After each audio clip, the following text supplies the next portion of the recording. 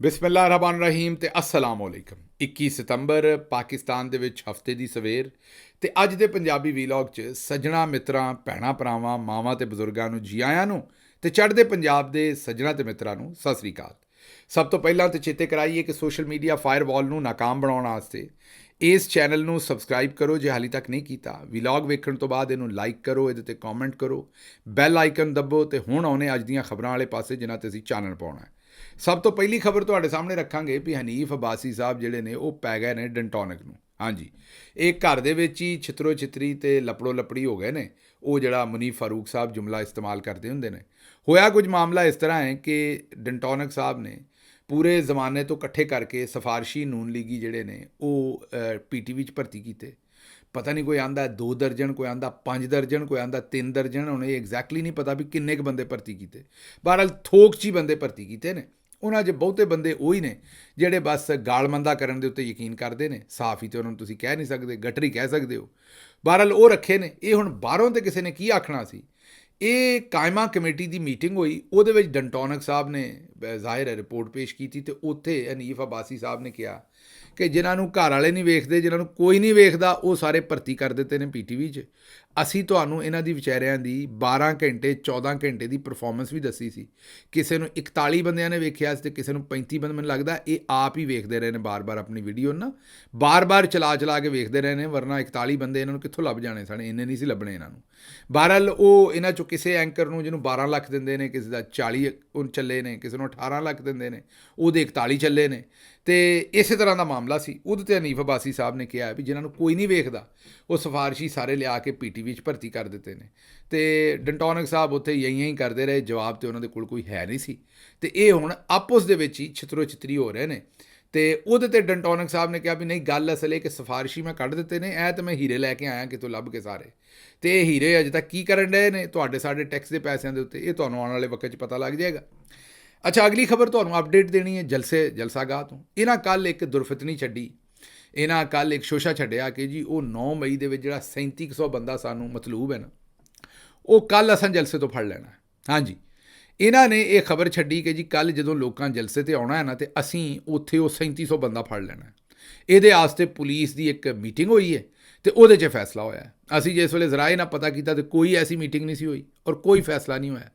ਫਿਰ ਸੋਚਦੇ ਹੋਵੋਗੇ ਵੀ ਇਹ ਨਾ ਕੀ ਕੰਮ ਕੀਤਾ। ਇਹ ਨਾ ਕੰਮ ਇਹ ਕੀਤਾ ਹੈ ਵੀ ਲੋਕਾਂ ਨੂੰ ਇਹ ਖਬਰ ਕੱਢ ਕੇ ਪਹਿਲਾਂ ਹੀ ਡਰਾ ਦਿਓ ਤਾਂ ਕਿ ਲੋਕੀ ਆਉਣ ਨਾ। ਇੱਕ ਤਾਂ NOC ਨਹੀਂ ਦਿੱਤਾ ਮਨਾਰੇ ਪਾਕਿਸਤਾਨ ਦਾ, NOC ਉੱਥੇ ਕਾਨੇ ਕਾਛੇ ਜਾ ਕੇ ਦਿੱਤਾ, ਜਿਹੜੀ ਡੰਗਰਾਂ ਦੀ ਮੰਡੀ ਸੀ ਉਹਦੇ ਵਿੱਚ। ਲੇਕਿਨ PTI ਵਾਲੇ ਤਾਂ ਤੁਹਾਨੂੰ ਪਤਾ ਹੈ ਵੀ ਉਹ ਤਾਂ ਹਿੰਮਤੇ ਮਰਦਾਂ ਮਜ਼ਦੇ ਖੁਦਾ, ਜਿੱਥੇ ਵੀ ਦੇਣਗੇ ਉਹਨਾਂ ਸ਼ੁਰੂ ਕਰ ਦੇਣਾ ਜਲਸਾ। ਉਹੀ ਕੰਮ ਹੋਇਆ। ਉਹਨਾਂ ਨੇ ਟੀਮ ਨੇ ਰਾਤੀ ਕੰਮ ਉੱਥੇ ਸ਼ੁਰੂ ਕੀਤਾ। ਟੀਮ ਨੇ ਕੀ ਕਰਨਾ ਸੀ, ਪਬਲਿਕ ਆ ਗਈ ਸਾਰੀ ਉੱਥੇ ਰਾਤ ਨੂੰ ਹੀ। ਉਹ ਜਲਸੇ ਤੋਂ ਪਹਿਲੇ ਹੀ ਉੱਥੇ ਜਲਸੇ ਦਾ ਸਮਾਂ ਚੱਲ ਰਿਹਾ ਸੀ ਤੇ ਉਹ ਜਲਸਾ ਤਾਂ ਉੱਥੇ ਇਨਸ਼ਾਅੱਲਾ ਕਾਮਯਾਬ ਹੋ ਜਾਣਾ ਹੈ। ਲੇਕਿਨ ਫਿਰ ਇਹਨਾਂ ਨੇ ਉੱਥੇ ਜਿਹੜਾ ਸਟੇਜ ਔਰ ਸਾਊਂਡ ਸਿਸਟਮ ਉਹ ਢੱਕਣ ਵਾਸਤੇ ਰਾਹ ਬੰਦ ਕਰ ਦਿੱਤੇ। ਪਰ ਉਹ ਤੇ ਮੁਸੀਬਤਾਂ ਹੁੰਦੀਆਂ ਹੀ ਨੇ, ਉਹਨਾਂ ਨੂੰ ਜਿਹੜਾ ਕਿਸੇ ਨਾ ਕਿਸੇ ਤਰੀਕੇ ਦੇ ਨਾਲ ਹੁਣ ਉਹਨਾਂ 'ਤੇ ਓਵਰਕਮ ਕਰਕੇ ਉੱਥੇ ਜਲਸਾ ਅੱਜ ਹੋਏਗਾ। ਤਗੜਾ ਜਲਸਾ ਹੋਏਗਾ, ਤੁਸੀਂ ਵੇਖੋਗੇ। ਔਰ ਕੋਈ ਗ੍ਰਿਫਤਾਰੀਆਂ ਨਹੀਂ ਹੋਣੀਆਂ। ਇਹ ਇਹਨਾਂ ਨੇ ਸਿਰਫ ਲੋਕਾਂ ਨੂੰ ਡਰਾਉਣ ਵਾਸਤੇ, ਤਾਂ ਕਿ ਲੋਕੀ ਡਰ ਕੇ ਨਿਕਲਣਾ, ਇਹ ਉਹ ਹਰਕਤ ਕਰ ਰਹੇ ਨੇ। ਤੁਹਾਨੂੰ ਇਮਰਾਨ ਖਾਨ ਦਾ ਪੈਗਾਮ ਯਾਦ ਰੱਖਣਾ ਪੈਣਾ। ਉਹਨਾਂ ਆਖਿਆ ਵੀ ਇਹ ਡੂ ਐਂਡ ਡਾਈ ਹੈ। ਤੁਸੀਂ ਨਿਕਲੋਗੇ ਤਾਂ ਪਾਕਿਸਤਾਨ ਬਚੇਗਾ। ਅਗਰ ਅਦਲੀਆ ਨੂੰ ਬਚਾਉਣਾ ਹੈ, ਪਾਕਿਸਤਾਨ ਦੇ ਆਈਨ ਨੂੰ ਬਚਾਉਣਾ ਹੈ, ਤਾਂ ਤੁਹਾਨੂੰ ਸਾਰਿਆਂ ਨੂੰ ਨਿਕਲਣਾ ਪਏਗਾ। ਅਗਰ ਤੁਸੀਂ ਨਾ ਨਿਕਲੇ ਫਿਰ ਤੁਹਾਡੇ ਕੋਲ ਕੰਪਲੇਨ ਕਰਨ ਦਾ ਵੀ ਕੋਈ ਹੱਕ ਨਹੀਂ ਕਿ ਬਿਜਲੀ ਮਹਿੰਗੀ ਹੋ ਗਈ ਅਤੇ ਸਾਡੀਆਂ ਜ਼ਿੰਦਗੀਆਂ ਖਰਾਬ ਹੋ ਗਈਆਂ ਅਤੇ ਅਸੀਂ ਗੁਲਾਮ ਹੈ। ਕਿਉਂਕਿ ਅਗਰ ਤੁਹਾਡਾ ਲੀਡਰ ਤੁਹਾਡੇ ਵਾਸਤੇ ਜੇਲ੍ਹ ਕੱਟ ਸਕਦਾ ਹੈ ਤਾਂ ਫਿਰ ਇਹ ਤੁਹਾਡੀ ਵੀ ਜ਼ਿੰਮੇਵਾਰੀ ਹੈ ਵੀ ਤੁਸੀਂ ਵੀ ਉਹਦੇ ਨਾਲ ਮੋਢਾ ਮਿਲਾ ਕੇ ਖਲੋਵੋ ਅਤੇ ਅੱਜ ਦੇ ਜਲਸੇ ਦੇ ਵਿੱਚ ਅੱਪੜੋ। ਨਤੀਜਾ ਤੁਹਾਨੂੰ ਸ਼ਾਮੀ ਨਹੀਂ ਲੱਭ ਜਾਣਾ ਜਲਸੇ 'ਤੇ ਜਾਣ ਨੂੰ, ਲੇਕਿਨ ਅਗਲੇ ਚੰਦ ਦਿਨਾਂ ਚੰਦ ਹਫ਼ਤਿਆਂ 'ਚ ਨਤੀਜਾ ਲੱਭੇਗਾ। ਜਦੋਂ ਤੁਸੀਂ ਜਲਸੇ 'ਚ ਨਿਕਲੋਗੇ ਪ੍ਰੈਸ਼ਰ ਬਣੇਗਾ ਔਰ ਇਹਨਾਂ ਦੀ ਛੁੱਟੀ ਹੋਏਗੀ ਸਾਰਿਆਂ ਦੀ, ਔਰ ਫਿਰ ਤੁਹਾਡੀ ਆਪਣੀ ਜਿਹੜੀ ਹਕੂਮਤ ਹੋਏਗੀ ਉਹ ਆ ਕੇ ਤੁਹਾਡੇ ਵਾਸਤੇ ਖੁਦ ਫੈਸਲੇ ਕਰੇਗੀ। ਅੱਛਾ ਜੀ, ਅਗਲੀ ਖਬਰ ਵਾਲੇ ਪਾਸੇ ਤੁਰਨੇ। ਇਹ ਖਬਰ ਤਾਂ ਤੁਹਾਨੂੰ ਅਸੀਂ ਦੇ ਛੱਡੀ। ਅਗਲੀ ਖਬਰ ਇਹ ਹੈ ਕਿ ਕੋਇਟਾ ਦੇ ਵਿੱਚ ਇੱਕ ਖਾਤੂਨ ਵਕੀਲ ਦਾ ਅਤੇ ਸਿਵਲ ਜੱਜ ਦਾ ਆਪੋ 'ਚ ਝਗੜਾ ਹੋ ਗਿਆ ਅਤੇ ਖਾਤੂਨ ਵਕੀਲ ਨੇ ਜਿਹੜਾ ਉਹ ਜੰਦਰਾ ਮਾਰ ਛੱਡਿਆ, ਤਾਲਾ ਮਾਰ ਛੱਡਿਆ ਅਦਾਲਤ ਨੂੰ ਹੀ। ਹੁਣ ਇਹ ਨਹੀਂ ਮੈਨੂੰ ਪਤਾ ਵੀ ਜੱਜ ਸਾਹਿਬ ਅਦਾਲਤ ਦੇ ਅੰਦਰ ਹੀ ਸੀ ਜਾਂ ਅਦਾਲਤ 'ਚੋਂ ਕੱਢ ਕੇ ਬਾਹਰ 'ਤੇ ਤਾਲਾ ਮਾਰਿਆ। ਮੇਰਾ ਖਿਆਲ ਬਾਹਰ ਕੱਢ ਕੇ ਤਾਲਾ ਮਾਰਿਆ। ਉਹਨੇ ਆਖਿਆ ਲੈ ਤੂੰ ਮੇਰਾ ਕੇਸ ਨਹੀਂ ਸੁਣਦੀ, ਇਹਦਾ ਫੈਸਲਾ ਨਹੀਂ ਕਰਦੀ, ਮੈਂ ਤੇਰੀ ਅਦਾਲਤ ਹੀ ਬੰਦ ਕਰ ਦੇਣੀ। ਇਹ ਮੁਲਕ ਦੇ ਹਾਲਾਤ ਜੇ, ਇਹ ਵਕੀਲਾਂ ਨੂੰ ਵੀ ਥੋੜ੍ਹਾ ਜਿਹਾ ਜਿੱਥੇ ਤੁਹਾਨੂੰ ਚੜ੍ਹਨਾ ਚਾਹੀਦਾ, ਜਿਹੜੇ ਪਾਸੇ ਨੂੰ ਚੜ੍ਹਾਈ ਕਰਨੀ ਚਾਹੀਦੀ, ਉੱਧਰ ਨੂੰ ਵਕੀਲ ਵੀ ਚੜ੍ਹਾਈ ਨਹੀਂ ਕਰਦੇ ਅਤੇ ਜੱਜਾਂ ਨੂੰ ਕਦੀ ਮਾਰਦੇ ਨੇ ਅਤੇ ਕਦੀ ਕੁੱਟਦੇ ਨੇ ਅਤੇ ਕਦੀ ਕੁਝ ਕਰਦੇ ਨੇ। ਬਹਰਹਾਲ ਇਹ ਥੋੜ੍ਹੀ ਜਿਹੀ ਮਿਹਰਬਾਨੀ ਕਰੋ, ਇਹ ਮਾਮਲਾਤ ਜਿਹੜੇ ਨੇ ਇਹਨਾਂ ਨੂੰ ਥੋੜ੍ਹਾ ਜਿਹਾ ਅਫਾਮੋ ਤਫਹੀਮ ਨਾਲ ਹੀ ਚੱਲਣ ਅਤੇ ਚੰਗੀ ਗੱਲ ਹੈ। ਇਹ ਕੋਈ ਬੜੀ ਮੈਂ ਇਹੀ ਆਖਾਂਗਾ ਕਿ ਬੜੀ ਕੋਈ ਅੱਛੀ ਗੱਲ ਨਹੀਂ ਹੈਗੀ ਕਿ ਇਹ ਅਸੀਂ ਇਸ ਤਰੀਕੇ ਦਾ ਮਾਹੌਲ ਜਿਹੜਾ ਉਹ ਅਦਾਲਤਾਂ ਦੇ ਵਿੱਚ ਉੱਤੇ ਕ੍ਰੀਏਟ ਕੀਤਾ। ਅੱਛਾ ਜੀ, ਅੱਗੇ ਸਲਮਾਨ ਅਕਰਮ ਰਾਜਾ ਸਾਹਿਬ ਨੇ ਆਪਣਾ ਇੱਕ ਵੀਡੀਓ ਮੈਸੇਜ ਦਿੱਤਾ, ਉਹਦੇ 'ਚ ਉਹਨਾਂ ਨੇ ਵੀ ਇਹੀ ਦੱਸਿਆ ਕਿ ਬਈ ਸਾਡਾ ਇਲੈਕਸ਼ਨ ਚੋਰੀ ਕੀਤਾ। ਅਗਰ ਅੱਜ ਤੁਸੀਂ ਚਾਹੁੰਦੇ ਹੋ ਕਿ ਪਾਕਿਸਤਾਨ ਨੂੰ ਇਨਸਾਫ ਮਿਲੇ ਤਾਂ ਜਲਸੇ 'ਚ ਆਉਣਾ ਪੈਣਾ। ਸਾਰੇ ਆਓ, ਡਰ ਨੂੰ ਪਾਸੇ 'ਤੇ ਰੱਖ ਕੇ ਆਓ ਅਤੇ ਲਾਹੌਰ ਦੀਆਂ ਸੜਕਾਂ ਦੇ ਉੱਤੇ ਥਾਂ ਥਾਂ 'ਤੇ ਜਲਸਾ ਕਰੋ। ਜਲਸਾਗਾਹ ਵੀ ਆਓ ਅਤੇ ਜਲਸਾਗਾਹ ਨੂੰ ਆਉਂਦੇ ਹੋਏ ਰਾਹ ਦੇ ਵਿੱਚ ਵੀ ਜਲਸੇ ਕਰਦੇ ਆਓ। ਔਰ ਅਗਰ ਇਹ ਨਾ ਕੀਤਾ ਤਾਂ ਫਿਰ 10 ਸਾਲਾ ਮਨਸੂਬਾ ਹੈ, ਲੰਡਨ ਪਲਾਨ ਹੈ ਅਤੇ ਤੁਹਾਡੇ ਕੋਲੋਂ ਹਰ ਸ਼ੈ ਖੋਲ੍ਹੀ ਜਾਏਗੀ ਅਤੇ 10 ਸਾਲ ਵਾਸਤੇ ਫਿਰ ਤੁਸੀਂ ਗੁਲਾਮ ਹੋ। ਤੁਹਾਨੂੰ ਹੋਰ ਨਾ ਕੋਈ ਪੁੱਛਣ ਵਾਲਾ ਹੋਏਗਾ ਅਤੇ ਨਾ ਤੁਹਾਡਾ ਹਾਲ ਪੁੱਛਣ ਵਾਲਾ ਹੋਏਗਾ। ਅੱਛਾ ਜੀ, ਅੱਗੇ ਜਿਹੜੀ ਅਗਲੀ ਖਬਰ ਤੁਹਾਡੇ ਸਾਹਮਣੇ ਦੇਣੀ ਉਹ ਇਹ ਹੈ ਕਿ ਮੁਹੰਮਦ ਅਲੀ ਦੁਰਾਨੀ ਸਾਬਕ ਵਜ਼ੀਰ ਇਤਲਾਤ ਨੇ, ਪੁਰਾਣੇ ਸਿਆਸਤਦਾਨ ਵੀ ਨੇ, ਤੁਹਾਨੂੰ ਪਤਾ। ਇਹ ਕੋਈ ਅੱਜ ਤੋਂ ਚੰਦ ਮਹੀਨੇ ਪਹਿਲਾਂ ਥੋੜ੍ਹੇ ਜਿਹੇ ਗਰਮ ਵੀ ਹੋਏ ਸਨ ਔਰ ਇਹਨਾਂ ਮੁਲਾਕਾਤਾਂ ਵੀ ਕੀਤੀਆਂ ਸਨ। ਦਿਲ ਇਹਨਾਂ ਦਾ ਇਹ ਸੀ ਵੀ ਅਫਾਮੋ ਤਫਹੀਮ ਹੋਵੇ ਕਿਸੇ ਕਿਸਮ ਦੀ। ਹੁਣ ਮੁਹੰਮਦ ਅਲੀ ਦੁਰਾਨੀ ਸਾਹਿਬ ਨੇ ਇਹ ਬਿਆਨ ਦਿੱਤਾ ਹੈ ਕਿ ਇਮਰਾਨ ਖਾਨ ਕਦੀ ਵੀ ਡੀਲ ਨਹੀਂ ਕਰੇਗਾ, ਉਹ ਡਾਇਲੋਗ ਕਰੇਗਾ, ਉਹ ਵੀ ਜੇਲ੍ਹ ਦੇ ਅੰਦਰ ਬਹਿ ਕੇ ਨਹੀਂ, ਜੇਲ੍ਹ ਤੋਂ ਬਾਹਰ ਆ ਕੇ। ਉਹ ਤੁਹਾਡੇ ਸਾਹਮਣੇ ਬਹਿਗਾ ਜੇਲ੍ਹ ਤੋਂ ਬਾਹਰ ਆ ਕੇ, ਤੁਹਾਨੂੰ ਤੁਹਾਡੀ ਔਕਾਤ ਦੱਸੇਗਾ, ਤੁਹਾਨੂੰ ਜੁੱਤੀ ਪਵਾਏਗਾ ਵੀ ਇੱਥੋਂ ਨਿਕਲੋ, ਅਤੇ ਫਿਰ ਤੁਹਾਡੇ ਨਾਲ ਡਾਇਲੋਗ ਕਰੇਗਾ। ਇਹ ਅਸੀਂ ਨਹੀਂ ਆਖਣ ਡਏ, ਇਹ ਮੁਹੰਮਦ ਅਲੀ ਦੁਰਾਨੀ ਸਾਹਿਬ ਆਖਣ ਡਏ ਨੇ, ਜਿਹੜੇ ਕਿ ਇੰਡੀਪੈਂਡੈਂਟ ਪੋਲੀਟੀਸ਼ੀਅਨ ਨੇ ਔਰ ਜ਼ਾਹਿਰ ਹੈ ਉਹ ਪ੍ਰੋ ਸਟੈਬਲਿਸ਼ਮੈਂਟ ਵੀ ਨੇ। ਉਸ ਦੇ ਬਾਵਜੂਦ ਉਹ ਇਹ ਤਜਜ਼ੀਆ ਕਰਨ ਡਏ ਨੇ ਵੀ ਹੁਣ ਇਮਰਾਨ ਖਾਨ ਡਾਇਲੋਗ ਕਰੇਗਾ, ਤੁਹਾਡੇ ਨਾਲ ਡੀਲ ਨਹੀਂ ਕਰੇਗਾ। ਤੁਹਾਨੂੰ ਜਿਹੜੀ ਆਦਤ ਪਈ ਹੈ ਨਵਾਜ਼ ਸ਼ਰੀਫ ਵਾਲੀ ਅਤੇ ਪੁਰਾਣੀ ਸਾਰੀ, ਉਹ ਕੰਮ ਕੋਈ ਨਹੀਂ ਹੋਣਾ। ਇਮਰਾਨ ਖਾਨ ਨੇ ਤੁਹਾਡੇ ਨਾਲ ਕੋਈ ਇਹੋ ਜਿਹੀ ਡੀਲ ਨਹੀਂ ਕਰਨੀ। ਅੱਛਾ ਜੀ, ਅਗਲੀ ਖਬਰ ਮੁਨੀਬ ਫਾਰੂਕ ਸਾਹਿਬ ਦਾ ਬਿਆਨ ਹੈ ਜੀ। ਉਹ ਮੈਨੂੰ ਤਾਂ ਚੇਤੇ ਆ ਗਿਆ ਵੀ ਉਹ ਤੁਹਾਨੂੰ ਪਤਾ ਨਹੀਂ ਪਤਾ ਹੈ ਕਿ ਨਹੀਂ ਪਤਾ ਕਿ ਪੰਜਾਬ ਦਾ ਜਿਹੜਾ ਕਲਚਰ ਹੈ ਨਾ ਬੜਾ ਇੰਟਰਸਟਿੰਗ ਹੈ। ਪੁਰਾਣੇ ਜ਼ਮਾਨੇ ਦਾ ਮਤਲਬ ਕੋਈ ਬਹੁਤਾ ਪੁਰਾਣਾ ਨਹੀਂ, ਕੋਈ 40 ਸਾਲ ਪਹਿਲਾਂ ਦੀ ਗੱਲ ਮੈਂ ਕਰਨ ਡਿਆ। ਬੜੇ ਸਾਰੇ ਪੰਜਾਬ 'ਚ ਇਹੋ ਜਿਹੇ ਇਲਾਕੇ ਸਨ ਜਿੱਥੇ ਵਾਲਦ ਨੂੰ ਜਿਹੜਾ ਉਹ ਚਾਚਾ ਆਖਿਆ ਜਾਂਦਾ ਸੀ। ਉਹਦੀ ਵਜ੍ਹਾ ਇਹ ਹੈ ਕਿ ਤੁਸੀਂ ਇਹ ਹੀ ਉਹਨੂੰ ਸ਼ਰਮ ਆਖ ਲਓ, ਹਯਾ ਆਖ ਲਓ। ਅੱਬਾ ਆਖਣਾ ਜਿਹੜਾ ਨਾ ਉਹ ਥੋੜ੍ਹਾ ਜਿਹਾ ਮਾਯੂਬ ਸਮਝਿਆ ਜਾਂਦਾ ਸੀ। ਅੱਜ ਦੇ ਬੱਚਿਆਂ ਨੂੰ ਇਸ ਗੱਲ ਦੀ ਸਮਝ ਨਹੀਂ ਆਉਣੀ, ਉਹਨਾਂ ਨੂੰ ਸ਼ਾਇਦ ਇਹ ਗੱਲ ਮਾਯੂਬ ਲੱਗੇ ਜਿਹੜੀ ਮੈਂ ਦੱਸਣ ਡਿਆ, ਲੇਕਿਨ ਇਹ ਕਲਚਰ ਸੀ ਕਿ ਆਪਣੇ ਪਿਓ ਨੂੰ ਚਾਚਾ ਆਖਿਆ ਜਾਂਦਾ ਸੀ। ਇਹ ਤੁਸੀਂ ਬਜ਼ੁਰਗਾਂ ਕੋਲ ਪੁੱਛੋਗੇ ਤਾਂ ਕਈ ਕਲਚਰ ਦੇ ਵਿੱਚ ਤੁਹਾਨੂੰ ਦੱਸਣਗੇ, ਸਾਰੇ ਪੰਜਾਬ 'ਚ ਨਹੀਂ, ਕਈ ਇਲਾਕਿਆਂ 'ਚ। ਇਸੇ ਤਰੀਕੇ ਨਾਲ ਇਹ ਤਾਂ ਤੁਸੀਂ ਵੇਖਦੇ ਹੀ ਰਹੇ ਹੋ ਵੀ ਘਰ ਵਾਲੀ ਜਿਹੜੀ ਉਹ ਬੰਦੇ ਦਾ ਨਾਂ ਨਹੀਂ ਲੈਂਦੀ, ਫਲਾਣੇ ਦੇ ਅੱਬਾ, ਮੁੰਨੇ ਦੇ ਅੱਬਾ, ਸਮਝਦੇ ਹੋ ਨਾ। ਇਸ ਤਰ੍ਹਾਂ ਕਰਕੇ ਗੱਲ ਕਰਦੇ ਸਨ ਇਸ਼ਤਿਹਾਰ 'ਚ। ਇਹ ਨਹੀਂ ਸੀ ਗੱਲ ਹੁੰਦੀ ਵੀ ਆਪਣੇ ਬੰਦੇ ਦਾ ਨਾਂ ਅਗਰ ਖਾਲਦ ਹੈ ਤਾਂ ਖਾਲਦ ਕਹਿ ਕੇ ਉਹਦੇ ਨਾਲ ਗੱਲ ਕਰਨੀ। ਇਹ ਕਲਚਰ ਦੇ ਵਿੱਚ ਨਹੀਂ ਸੀ ਹੈਗਾ। ਮੁਨੀਬ ਫਾਰੂਕ ਸਾਹਿਬ ਉਹ ਪੁਰਾਣਾ ਕਲਚਰ ਸਾਨੂੰ ਚੇਤੇ ਕਰਾਉਣ ਡਏ ਨੇ। ਉਹਨਾਂ ਨੇ ਆਖਿਆ ਕਿ वो कहते हैं, ਨਾਂ ਨਹੀਂ ਦੱਸਣ ਡਏ ਵੀ ਉਹ ਕੌਣ ਨੇ, ਇਹਨਾਂ ਦੇ ਕਿਹੜੇ ਅੱਬਾ ਜੀ ਨੇ। ਮੈਂ ਸਿਆਸੀ ਤੌਰ 'ਤੇ ਕਹਿ ਰਿਹਾ, ਸਾਫ਼ਤੀ ਤੌਰ 'ਤੇ। ਵੈਸੇ ਤਾਂ ਅਸੀਂ ਇਹ ਗੁਸਤਾਖੀ ਨਹੀਂ ਕਰ ਸਕਦੇ, ਉਹਨਾਂ ਦੇ ਵਾਲਦ ਸਾਹਿਬ ਸਾਡੇ ਲਈ ਕਾਬਿਲ ਇਹਤਰਾਮ ਨੇ। ਅਸੀਂ ਇਹਨਾਂ ਨੂੰ ਟਾਊਟਗਿਰੀ ਦੇ ਤੌਰ 'ਤੇ ਕਹਿ ਰਹੇ ਹਾਂ ਵੀ ਇਹ वो कहते हैं कि 8 छोड़कर 18 ਜੱਜਸ ਆ ਜਾएँ, ਕੋਈ ਇਸ਼ੂ ਨਹੀਂ। ਮਤਲਬ ਕਿ ਜੱਜ 8 ਹੋਣ ਭਾਵੇਂ 18 ਹੋਣ, ਅਸੀਂ ਸਾਰਿਆਂ ਨੂੰ ਨਿਬੜ ਲਾਂਗੇ, ਸਾਨੂੰ ਕੋਈ ਰੌਲਾ ਹੀ ਨਹੀਂ। ਇਹ ਉਹ ਸ਼ੈਤਾਨੀ ਦਿਮਾਗ ਹੈ ਜਿਹੜਾ ਇਹ ਸਮਝਦਾ ਹੈ ਕਿ ਮੈਂ ਅਦਾਲਤਾਂ ਦੇ ਉੱਤੇ ਕਬਜ਼ਾ ਕਰਨਾ। ਉਹਦੇ ਵਾਸਤੇ ਪ੍ਰੈਕਟਿਸ ਐਂਡ ਪ੍ਰੋਸੀਜਰ ਬਿੱਲ ਵੀ ਤੁਹਾਨੂੰ ਪਤਾ ਬਦਲ ਦਿੱਤਾ ਹੈ ਕੱਲ੍ਹ। ਉਹ ਜਿਹੜੀ ਕਮੇਟੀ ਸੀ ਜਿਹਦੇ ਵਿੱਚ ਕਾਜ਼ੀ ਫਾਇਜ਼ ਈਸਾ, ਮਨਸੂਰ ਅਲੀ ਸ਼ਾਹ ਸਾਹਿਬ ਅਤੇ ਜਸਟਿਸ ਮੁਨੀਬ ਅਖਤਰ ਸਾਹਿਬ, ਇਹ ਤਿੰਨੋਂ ਸੀਨੀਅਰ ਜੱਜ ਬਹਿ ਕੇ ਮੁਕੱਦਮਿਆਂ ਦਾ ਫੈਸਲਾ ਕਰਦੇ ਸਨ ਵੀ ਕਿਹੜੇ ਬੈਂਚ ਦੇ ਅੱਗੇ ਲੱਗਣਾ ਹੈ। ਔਰ ਇਹ ਜਿਹੜਾ ਕਾਨੂੰਨ ਸੀ ਇਹ ਵੀ ਕਾਜ਼ੀ ਸਾਹਿਬ ਦੀ ਮਰਜ਼ੀ ਨਾਲ ਬਣਿਆ ਸੀ, ਪ੍ਰੈਕਟਿਸ ਐਂਡ ਪ੍ਰੋਸੀਜਰ। ਹੁਣ ਕਾਜ਼ੀ ਸਾਹਿਬ ਨੇ ਮਾਜ਼ਰਤ ਨਾਲ ਥੁੱਕ ਕੇ ਚੱਟਿਆ ਔਰ ਕਾਜ਼ੀ ਸਾਹਿਬ ਨੇ ਇਸ ਕੇਸ ਨੂੰ, ਇਸ ਫੈਸਲੇ ਨੂੰ ਵਾਪਸ ਕਰਵਾ ਲਿਆ ਅਤੇ ਨਵਾਂ ਆਰਡੀਨੈਂਸ ਜਾਰੀ ਕਰਵਾਇਆ, ਜਿਹਦੇ 'ਚ ਹੁਣ ਪ੍ਰੈਕਟਿਸ ਐਂਡ ਪ੍ਰੋਸੀਜਰ ਬਿੱਲ ਦੇ ਵਿੱਚ ਚੀਫ ਜਸਟਿਸ ਨੂੰ ਇਹ ਰਾਈਟ ਦੇ ਛੱਡਿਆ ਕਿ ਚੀਫ ਜਸਟਿਸ ਆਪਣੀ ਮਰਜ਼ੀ ਦੇ ਨਾਲ ਲੋਕਾਂ ਨੂੰ ਜਿਹੜਾ ਉਹ ਚੁਣ ਲੈ। ਉਹਦੇ ਵਿੱਚ ਇੱਕ ਮੈਂਬਰ ਜਿਹੜਾ ਆਪਣੀ ਮਰਜ਼ੀ ਨਾਲ ਰੱਖ ਲੈ। ਉਹਦੇ ਨਾਲ ਹੁਣ ਹੋਇਆ ਕੀ ਹੈ? ਉਹਦੇ ਨਾਲ ਹੋਇਆ ਇਹ ਹੈ ਕਿ ਚੀਫ ਜਸਟਿਸ ਸਾਹਿਬ ਜਿਹੜੇ ਨੇ ਉਹਨਾਂ ਨੇ ਜਸਟਿਸ ਮੁਨੀਬ ਅਖਤਰ ਨੂੰ ਉਹਦੇ 'ਚੋਂ ਫਾਰਿਗ ਕਰ ਦਿੱਤਾ ਅਤੇ ਉਹਦੀ ਜਗ੍ਹਾ 'ਤੇ ਜਸਟਿਸ ਅਮੀਨਉਦੀਨ ਸਾਹਿਬ ਨੂੰ ਉਹ ਲੈ ਆਏ ਨੇ। ਹੁਣ ਜਸਟਿਸ ਅਮੀਨਉਦੀਨ ਸਾਹਿਬ ਉੱਥੇ ਹੀ ਗੂਠਾ ਲਾਉਣਗੇ ਜਿੱਥੇ ਕਾਜ਼ੀ ਸਾਹਿਬ ਕਹਿਣਗੇ, ਅਤੇ 3 ਮੈਂਬਰ ਦੀ ਕਮੇਟੀ ਦੇ ਵਿੱਚੋਂ ਹੁਣ 2-1 ਹੋ ਗਿਆ। ਮਨਸੂਰ ਅਲੀ ਸ਼ਾਹ ਸਾਹਿਬ ਇਕੱਲੇ ਹੋ ਗਏ ਨੇ ਅਤੇ ਹੁਣ ਕਾਜ਼ੀ ਸਾਹਿਬ ਆਪਣੀ ਮਰਜ਼ੀ ਦੇ ਬੈਂਚ ਬਣਾਉਣਗੇ ਅਤੇ ਮਰਜ਼ੀ ਦੇ ਕੇਸ ਲਾਉਣਗੇ ਅਤੇ ਮਰਜ਼ੀ ਦੇ ਫੈਸਲੇ ਕਰਨਗੇ। ਮਤਲਬ ਕਹਿਣ ਦਾ ਇਹ ਹੈ ਕਿ ਹੁਣ ਉਹ 63A ਉਹਦਾ ਫੈਸਲਾ ਸੁਪਰੀਮ ਕੋਰਟ ਨੇ ਕੀਤਾ ਹੋਇਆ, ਬੜਾ ਹੀ ਮਾਇਆਨਾਜ਼ ਫੈਸਲਾ ਹੈ, ਜਿਹਦੇ 'ਚ ਉਹਨਾਂ ਆਖਿਆ ਸੀ ਵੀ ਲੋਟੇ ਜਦੋਂ ਕਿਸੇ ਦੇ ਆਪਣੀ ਪਾਰਟੀ ਦੇ ਫੈਸਲੇ ਦੇ ਖਿਲਾਫ ਜਾ ਕੇ ਲੋਟੇ ਬਣਦੇ ਨੇ ਔਰ ਵੋਟ ਦਿੰਦੇ ਨੇ ਅਤੇ ਇਹਨਾਂ ਦਾ ਵੋਟ ਵੀ ਕਾਊਂਟ ਨਹੀਂ ਹੋਏਗਾ ਅਤੇ ਇਹਨਾਂ ਨੂੰ ਡੀ-ਸੀਟ ਵੀ ਕਰ ਦਿੱਤਾ ਜਾਏਗਾ। ਉਹ ਹੁਣ ਇਹ ਪਹਿਲਾਂ ਤਾਂ practice and procedure bill change ਕੀਤਾ, ਉਹਦੇ 'ਚੋਂ ਜਸਟਿਸ ਮੁਨੀਬ ਅਖਤਰ ਸਾਹਿਬ ਨੂੰ ਬਾਹਰ ਕੱਢਿਆ ਉਹਦੇ 'ਚ ਜਸਟਿਸ ਅਮੀਨੁਦੀਨ ਨੂੰ ਹੁਣ ਪਾਇਆ। ਹੁਣ ਇਹ 63A ਦੀ ਐਪਲੀਕੇਸ਼ਨ ਦੀ ਨਜ਼ਰਸਾਨੀ ਜਿਹੜੀ ਹੈ ਉਹਨੂੰ ਲਾਉਣਗੇ, ਮਰਜ਼ੀ ਦਾ ਬੈਂਚ ਬਣਾਉਣਗੇ ਔਰ 63A ਦੇ ਵਿੱਚ ਇਜਾਜ਼ਤ ਦੇਣਗੇ ਵੀ ਜਿਹੜਾ ਜਿਹਨੂੰ ਮਰਜ਼ੀ ਵੋਟ ਪਾ ਦੇ। ਉਸ ਸੂਰਤ ਹਾਲ ਦੇ ਵਿੱਚ ਫਿਰ ਇਹ ਹੋ ਜਾਏਗਾ ਕਿ ਕਾਜ਼ੀ ਸਾਹਿਬ ਜਿਹੜੇ ਨੇ ਉਹ ਆਪਣੀ ਐਕਸਟੈਂਸ਼ਨ ਪੱਕੀ ਕਰਨ ਵਾਸਤੇ ਲੋਟਾ ਕਰੇਸੀ ਜਿਹੜੀ ਹੈ ਉਹਨੂੰ ਪਾਰਲੀਮੈਂਟ ਦੇ ਵਿੱਚ ਇੱਕ ਵਾਰੀ ਫਿਰ ਨਾਫਜ਼ੁਲ ਅਮਲ ਕਰ ਦੇਣਗੇ ਅੱਲਾ ਦੇ ਹੁਕਮ ਨਾਲ। ਇਹ ਜਦੋਂ ਮੈਂ ਅੱਲਾ ਦੇ ਹੁਕਮ ਨਾਲ ਕਹਿਣਾ ਤੇ ਕਈ ਬੰਦੇ ਗੁੱਸਾ ਕਰਦੇ ਨੇ ਵੀ ਇਹ ਤਾਂ ਭੈੜਾ ਕੰਮ ਕਰਨ ਡਏ ਨੇ ਅੱਲਾ ਦੇ ਹੁਕਮ ਨਾਲ। ਉਹਨਾਂ ਨੂੰ ਪੁੱਛੋਗੇ ਤਾਂ ਉਹਨਾਂ ਇਹੀ ਆਖਣਾ ਵੀ ਅਸੀਂ ਅੱਲਾ ਦੇ ਹੁਕਮ ਨਾਲ ਕਰਨ ਡਏ, ਕੰਮ ਤੇ ਭੈੜਾ ਕਰਨ ਡਏ ਨੇ, ਜ਼ਾਹਿਰ ਹੈ ਅੱਲਾ ਦਾ ਹੁਕਮ ਇਹ ਨਹੀਂ ਹੈਗਾ, ਪਰ ਉਹਨਾਂ ਕੋਲੋਂ ਪੁੱਛੋ ਤਾਂ ਉਹਨਾਂ ਕਹਿਣਾ ਇਹ ਤੋਂ ਚੰਗਾ ਕੰਮ ਕੋਈ ਹੈ ਹੀ ਨਹੀਂ, ਅਸੀਂ ਅੱਲਾ ਦੇ ਹੁਕਮ ਨਾਲ ਕਰਨ ਡਏ ਨੇ। ਇਹ ਉਹੀ ਕੰਮ ਹੈ ਵੀ ਜਿਸ ਤਰ੍ਹਾਂ ਚੋਰੀ ਕਰਕੇ ਤੇ ਜਦੋਂ ਉਹਨੂੰ ਮਾਲ ਮਿਲਦਾ ਆਂਦਾ ਵੀ ਰੱਬ ਨੇ ਬੜਾ ਫਜ਼ਲ ਕੀਤਾ, ਬੜਾ ਮਾਲ ਲੱਭਿਆ, ਇਹ ਉਹ ਜਿਹੀ ਹਰਕਤ ਹੀ ਹੈ। ਮੈਂ ਇਹਦੇ 'ਤੇ ਹੋਰ ਕੀ ਗੱਲ ਕਰਾਂ।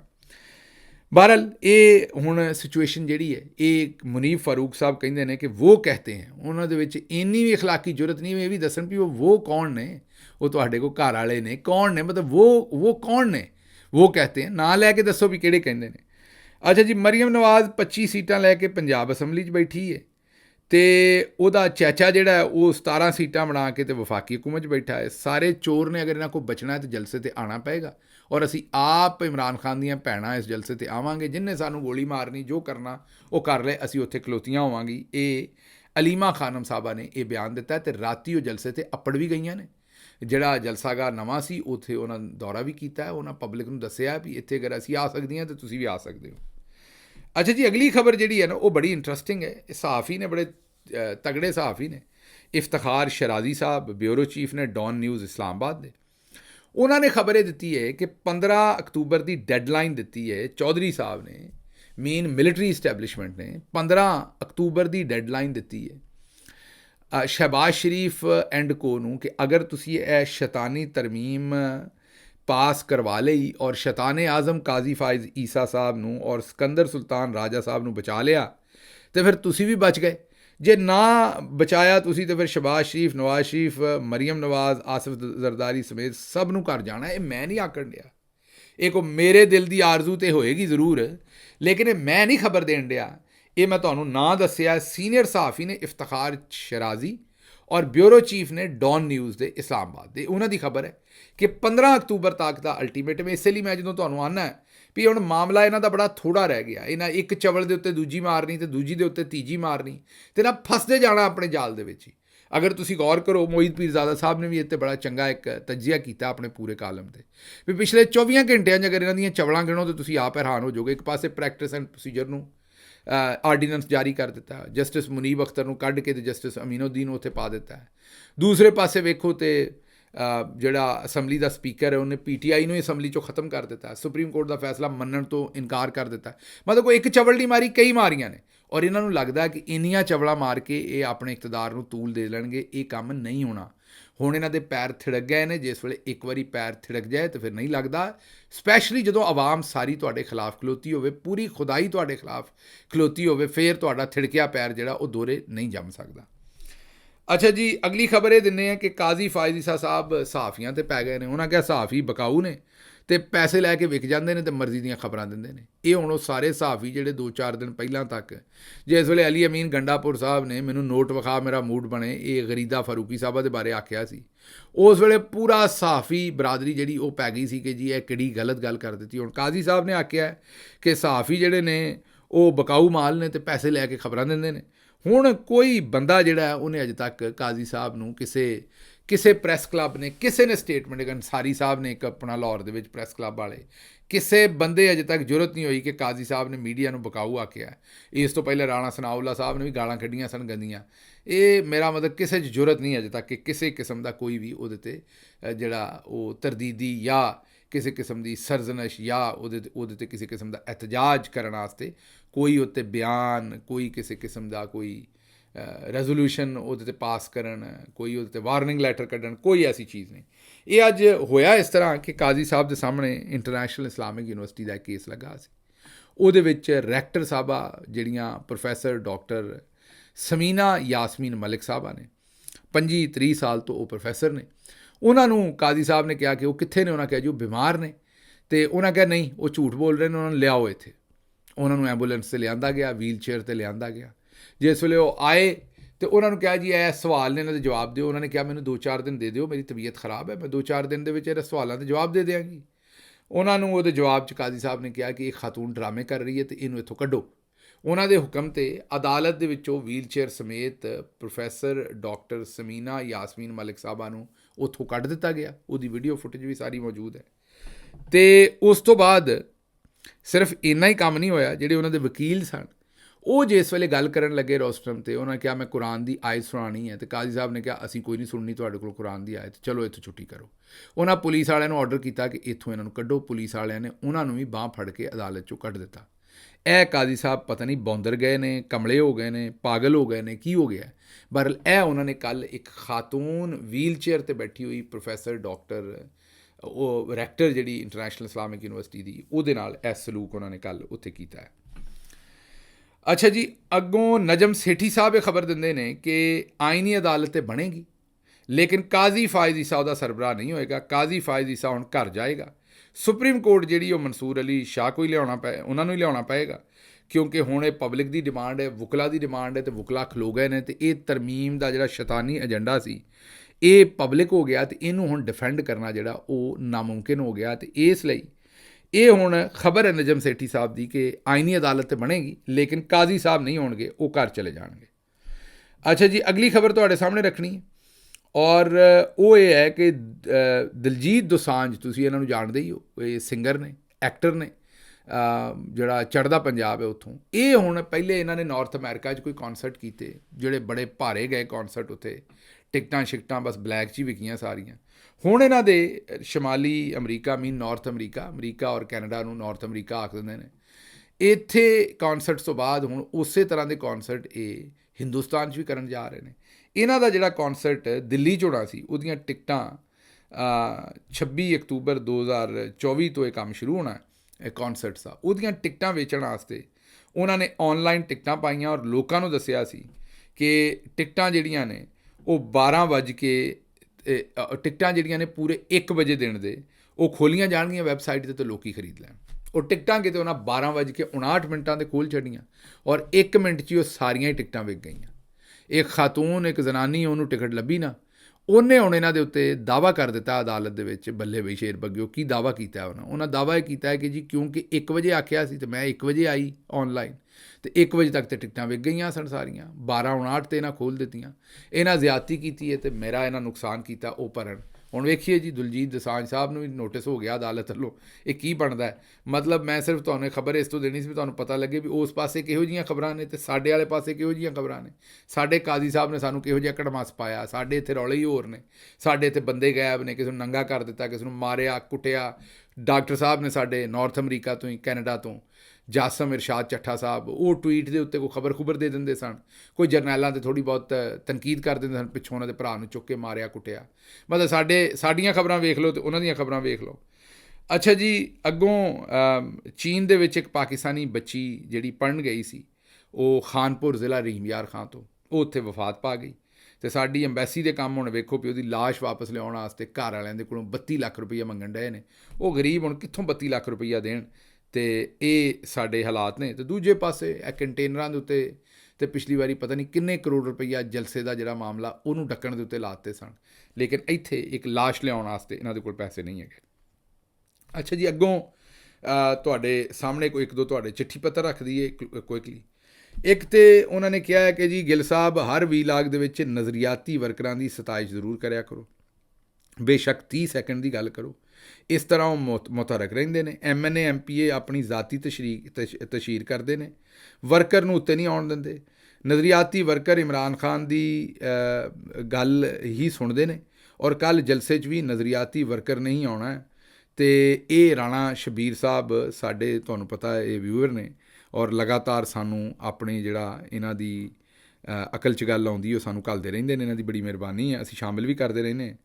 ਅਤੇ ਰਾਣਾ ਸਾਹਿਬ, ਗੱਲ ਤੁਹਾਡੀ ਠੀਕ ਹੈ, ਕਿਸੇ ਵੀ ਪਾਰਟੀ ਦੀ ਅਸਲ ਮਿਰਾਸ 'ਤੇ ਉਹਦਾ ਵਰਕਰ ਹੀ ਹੁੰਦਾ ਹੈ। ਮੈਂ ਗੱਲ ਕਰਦਾ ਰਹਿਣਾ, ਲੇਕਿਨ ਕਈ ਵਾਰੀ ਗੱਲ ਨਹੀਂ ਹੁੰਦੀ, ਉਹਦੇ ਲਈ ਮਾਜ਼ਰਤ।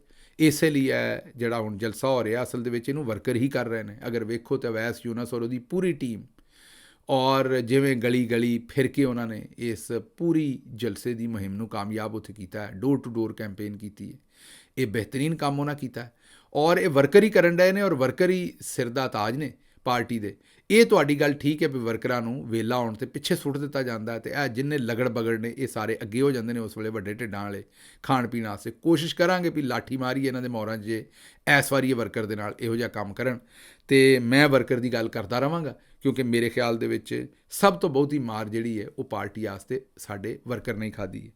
ਅੱਛਾ ਜੀ, ਅੱਗੇ ਚੱਲਦੇ ਹਾਂ। ਅਗਲੀ ਜਿਹੜੀ ਤੁਹਾਡੇ ਅੱਗੇ ਚਿੱਠੀ ਪੱਤਰ ਰੱਖਣਾ ਅਤੇ ਉਹ ਹਸਨ ਜ਼ੈਦੀ ਸਾਹਿਬ ਦਾ। ਉਹਨਾਂ ਆਖਿਆ ਵੀ ਗਿੱਲ ਸਾਹਿਬ ਤੁਸੀਂ ਵਿਗ ਪਾਉਂਦੇ ਹੋ ਜਾਂ ਅਸਲੀ ਵਾਲ ਨੇ, ਅਤੇ ਇਹ ਤੁਸੀਂ ਭਾਵੇਂ ਜ਼ਰਾ ਸਾਨੂੰ ਕਲੈਰੀਫਾਈ ਕਰ ਦਿਓ। ਸ਼ੁਕਰ ਹੈ ਭਾਈ ਤੂੰ ਮੈਨੂੰ ਕਿਤੇ ਫਿਜ਼ੀਕਲੀ ਨਹੀਂ ਮਿਲਦਾ, ਵਰਨਾ ਤੂੰ ਪੁੱਟ ਵੇਖਣੇ ਸਨ, ਸਮਝਦੇ ਹੋ ਨਾ।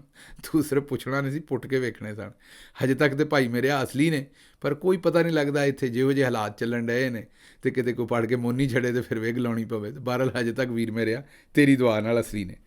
ਅੱਛਾ ਜੀ, ਅੱਗੋਂ ਉਹਨਾਂ ਨੇ ਹਾਰੂਨ ਸਾਹਿਬ ਨੇ ਆਖਿਆ ਹੈ ਕਿ ਤੁਸੀਂ ਕੋਈ ਚੰਦ ਵਰਡ ਜਿਹੜੇ ਨੇ ਉਹ ਇਲੀਗਲ ਜਿਹੜੀ ਅਨਲਾਫੁਲ ਡਿਟੈਂਸ਼ਨ ਹੈ ਔਰੀਆ ਮਕਬੂਲ ਜਾਨ ਸਾਹਿਬ ਦੀ, ਉਹਦੇ 'ਤੇ ਵੀ ਗੱਲ ਕਰੋ। ਔਰ ਤੁਸੀਂ ਇਹ 'ਤੇ ਕਿਉਂ ਨਹੀਂ ਗੱਲ ਕਰਦੇ? ਅਸੀਂ ਇੱਕ ਹੋਰ ਅਰਸ਼ਦ ਸ਼ਰੀਫ ਸਾਹਿਬ ਨਹੀਂ ਚਾਹੁੰਦੇ। ਦੇਖੋ, ਔਰੀਆ ਮਕਬੂਲ ਜਾਨ ਸਾਹਿਬ ਨਾਲ ਬੜੀ ਜ਼ਿਆਦਤੀ ਕਰ ਰਹੇ ਨੇ। ਮੈਂ ਇਹਦੇ 'ਤੇ ਆਵਾਜ਼ ਪਹਿਲਾਂ ਵੀ ਚੁੱਕੀ ਸੀ, ਟਵਿੱਟਰ 'ਤੇ ਮੈਂ ਲਗਾਤਾਰ ਉਹਨਾਂ ਬਾਰੇ ਗੱਲ ਕਰ ਰਹੇ ਹਾਂ। ਉਹਨਾਂ ਨੂੰ ਫੌਰੀ ਤੌਰ 'ਤੇ ਰਿਹਾ ਕਰਨਾ ਚਾਹੀਦਾ ਹੈ। ਔਰ ਮੇਰੇ ਜ਼ਰਾਏ ਹੁਣ ਕਹਿੰਦੇ ਨੇ ਕਿ ਥੋੜ੍ਹੇ ਦਿਨਾਂ 'ਚ ਉਹ ਰਿਹਾ ਇਨਸ਼ਾਅੱਲਾ ਹੋ ਵੀ ਜਾਣਗੇ।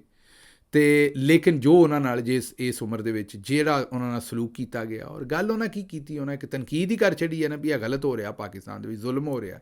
ਇਹ ਐਡਾ ਕਿਹੜਾ ਜ਼ੁਲਮ ਹੈ ਕਿ ਇਹ ਗੱਲ ਕਹਿਣ ਦੇ ਨਾਲ ਤੁਸੀਂ ਉਹਨਾਂ ਨੂੰ ਜੇਲੇ ਪਾ ਦਿੱਤਾ? ਅਤੇ ਬੜਾ ਜ਼ੁਲਮ ਹੈ, ਬੜਾ ਉਹਨਾਂ ਦੇ ਨਾਲ ਧੱਕਾ ਹੈ। ਅਸੀਂ ਇਹੀ ਕਹਾਂਗੇ ਕਿ ਇਹ ਮਿਹਰਬਾਨੀ ਕਰਕੇ ਉਹਨਾਂ ਨੂੰ ਫੌਰੀ ਤੌਰ 'ਤੇ ਰਿਲੀਜ਼ ਕੀਤਾ ਜਾਏ।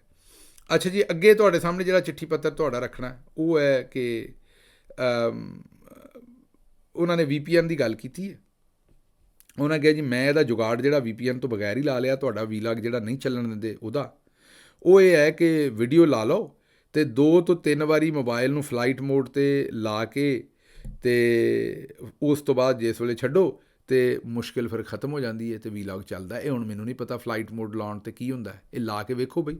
ਇਹ ਮਲਿਕ ਕੈਸਰ ਅਬਾਸ ਸਾਹਿਬ ਆਉਂਦੇ ਨੇ ਵੀ ਇਸ ਤਰ੍ਹਾਂ ਕਰੋ ਅਤੇ ਵੀਲਾਗ ਚੱਲ ਜਾਂਦਾ। ਹੁਣ ਮੈਨੂੰ ਨਹੀਂ ਪਤਾ, ਇਹ ਜਿਹੜੇ ਦੋਸਤਾਂ ਨੂੰ ਪ੍ਰੋਬਲਮ ਆ ਰਹੀ ਉਹ ਕੰਪਲੇਨ ਕਰਦੇ ਨੇ, ਉਹ ਜ਼ਰਾ ਕਰਕੇ ਵੇਖਣ।